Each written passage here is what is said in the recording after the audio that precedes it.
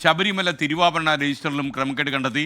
ഹൈക്കോടതി നിർദ്ദേശപ്രകാരം 2019 നടത്തിയ ലോക്കൽ ഫണ്ട് ഓഡിറ്റ് പരിശോധനയിലാണ് ക്രമക്കേട് കണ്ടെത്തിയത്. സ്വർണം, വെള്ളി എന്നിവയുടെ വിവരങ്ങൾ രജിസ്റ്ററിൽ കൃത്യമായി രേഖപ്പെടുത്തിയില്ല. ശ്യാംകുമാർ കൊച്ചിയിൽ നിന്ന്. പറയൂ ശ്യാം.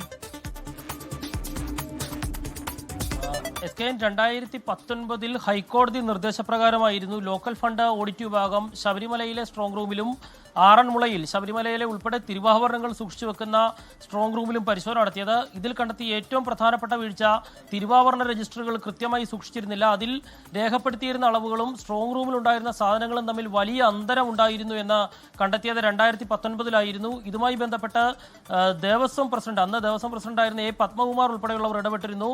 മുൻപ് അവിടെ ജോലി ചെയ്തിരുന്ന ഒരു ഉദ്യോഗസ്ഥൻ വിരമിച്ച ശേഷം ഈ രജിസ്റ്ററുമായി ബന്ധപ്പെട്ടുള്ള വിവരങ്ങൾ തുടർച്ചയായി വന്ന ഉദ്യോഗസ്ഥർക്ക് കൈമാറിയില്ല. ഇതുമായി ബന്ധപ്പെട്ട ഉദ്യോഗസ്ഥന്റെ പെൻഷൻ തടഞ്ഞു വെക്കാനും ദേവസ്വം ബോർഡ് തീരുമാനിച്ചു. പിന്നീട് ഈ ഉദ്യോഗസ്ഥൻ ഹൈക്കോടതിയിൽ പോയി. അപ്പോഴും ഈ ദേവസ്വവുമായി ബന്ധപ്പെട്ടുള്ള സ്വർണം, വെള്ളി എന്നിവ ഉൾപ്പെടെയുള്ള അമൂല്യ വസ്തുക്കളുടെ വിവരങ്ങൾ ഈ രജിസ്റ്ററുകളിൽ ഇല്ലായിരുന്നു എന്നുള്ളതാണ് ഏറ്റവും ഞെട്ടിക്കുന്ന വിവരം. സ്ട്രോങ് റൂമിന്റെ ചുമതലയുണ്ടായിരുന്ന ഉദ്യോഗസ്ഥനാണ് ഇക്കാര്യത്തിൽ വീഴ്ച വരുത്തിയതെന്നാണ് പറയുന്നത്. ഏതായാലും ഈ വിഷയം 2019 തന്നെ ഹൈക്കോടതി ശ്രദ്ധയിൽപ്പെടുകയും ഹൈക്കോടതി നിർദ്ദേശപ്രകാരം